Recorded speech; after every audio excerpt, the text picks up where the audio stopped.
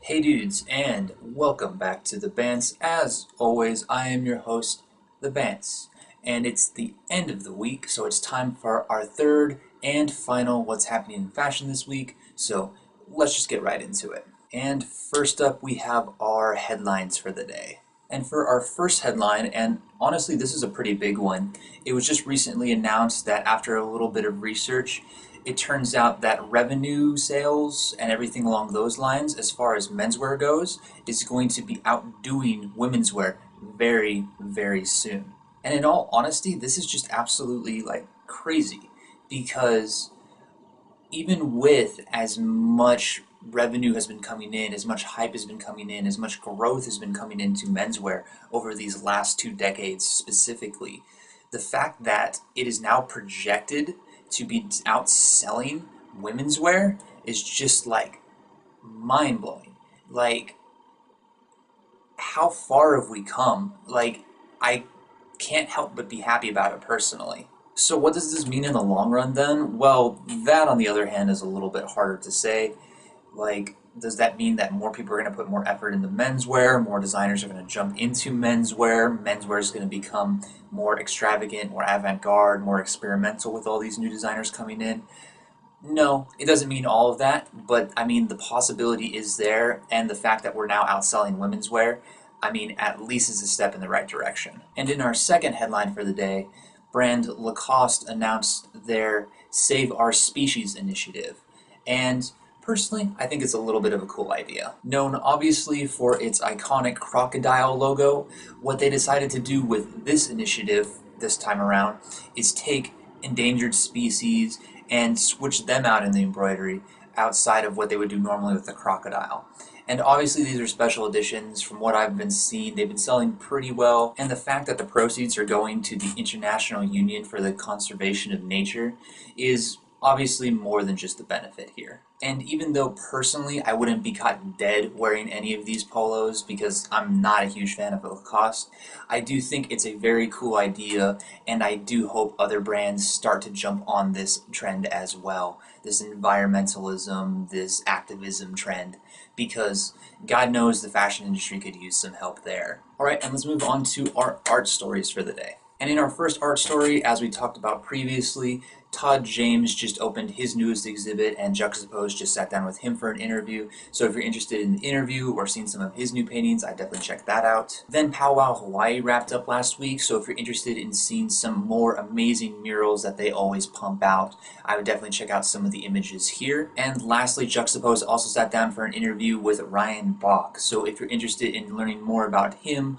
or some of his paintings, I would definitely check out this as well. Alright, and then moving on into fashion now. Las Vegas boutique feature just teamed up with Mitchell and Ness for another collaboration, and in all honesty, I think they did pretty well with it. Personally, I really do think that Mitchell and Ness, either as a hat company or an apparel company, tends to be a little bit overlooked and a little bit underrated. But then again, that's mainly due to the fact that they mainly stick to sports and athletics. So seeing them do collaborations like this one here, it's always really nice to see. And on top of that, feature using this idea of the Sinners Club collab, as they call it, the fact that they're based out of Las Vegas, it ties really well, and it ties nicely into just the theme and the aesthetic they were going for.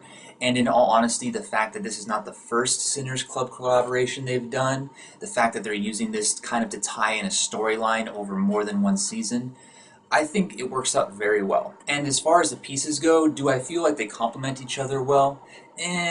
That's kind of a toss-up. Wearing a varsity jacket with basketball shorts with Vans slip-ons, not necessarily the best complementary look, but as individual pieces go, I think the quality is definitely there, and I think they're pretty nice overall. So if you consider yourself a fan of streetwear, or maybe even sleazecore, I would definitely at least look at some of these images. Pretty cool. Then hot off their collaboration with Lane Crawford last month, Necessity Sense showed off their Spring-Summer 2018 lookbook here, and honestly, I think they killed it once again. As much as I don't prefer to cover men's contemporary wear, there are a couple brands here and there that I feel are just fun or exciting or innovative enough to be noticed, and Necessity Sense is definitely one of them. Yes, looking at this lookbook, you can definitely see that there still is some inspirations from the last lookbook here as far as silhouettings go and stylings go, and some use of detailing such as lettering, graphics, that sort of thing.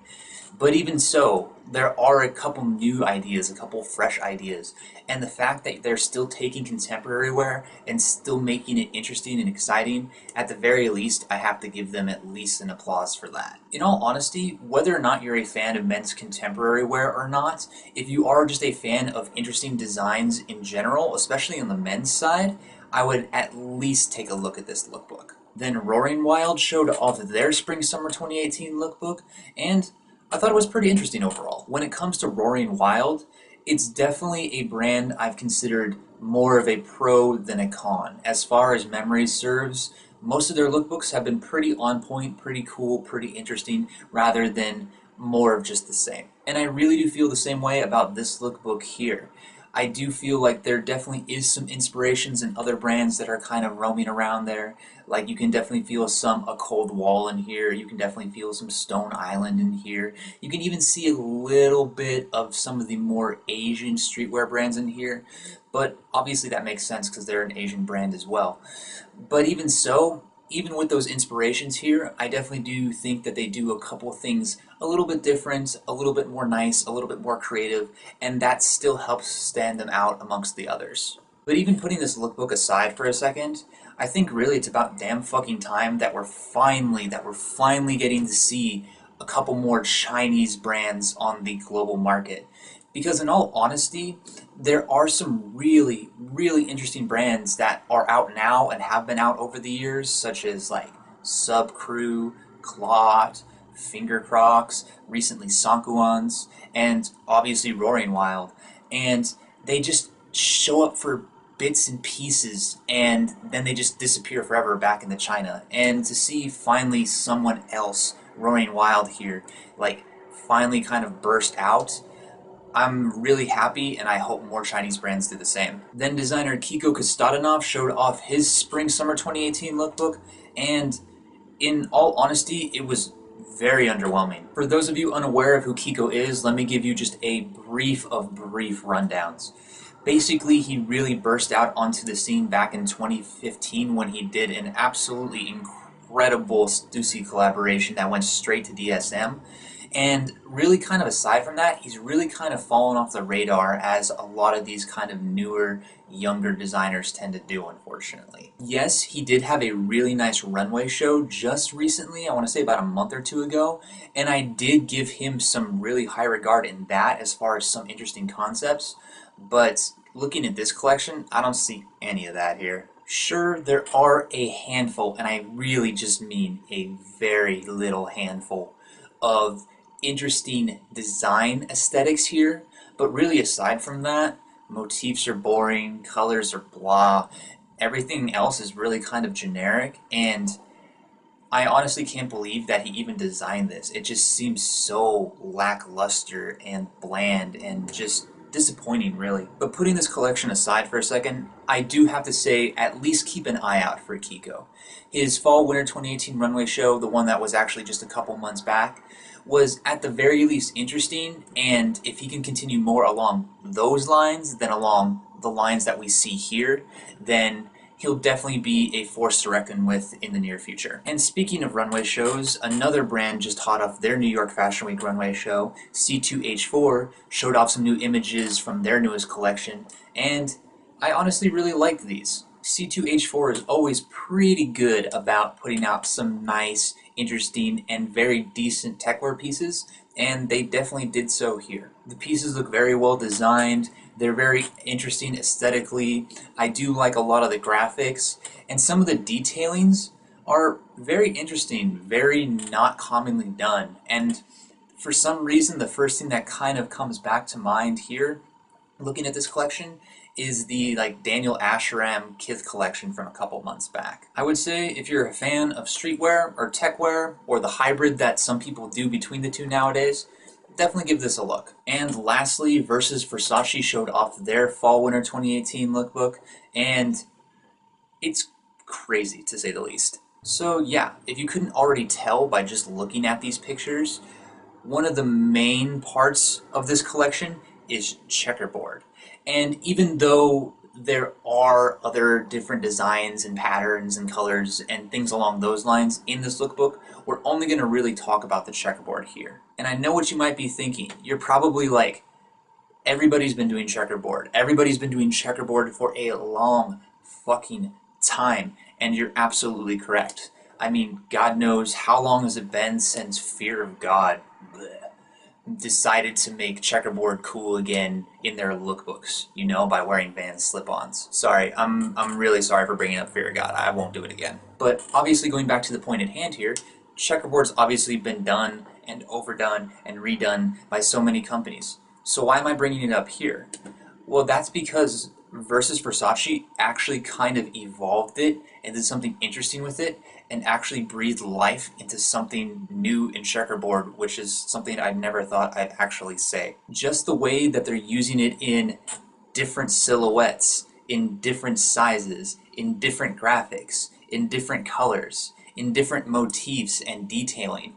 And in all honesty, whether or not you want to agree with it, that checkerboard-esque glitch pattern is absolutely fucking sick. The only real question I have about this collection or about the brand in general is, especially going back over their Paris Fashion Week show, like when the fuck did Versace get so good?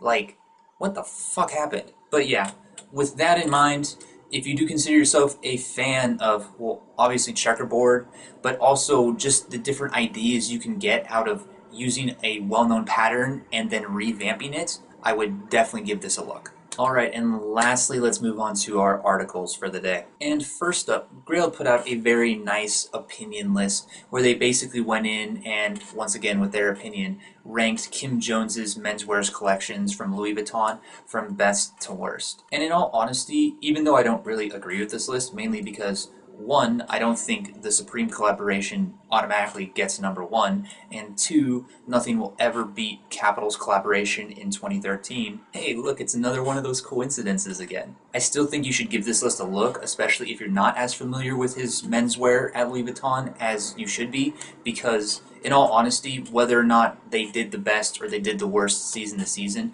overall he did a fantastic job there, and if you're a fan of menswear, you should definitely check this out. Then Grailed also put out a, once again, very in-depth and very nice article on the overview and everything about the brand Our Legacy. So if you consider yourself a fan of minimalism or maybe just the brand in general, I would definitely give this a read. Then Racked put out a very nice and very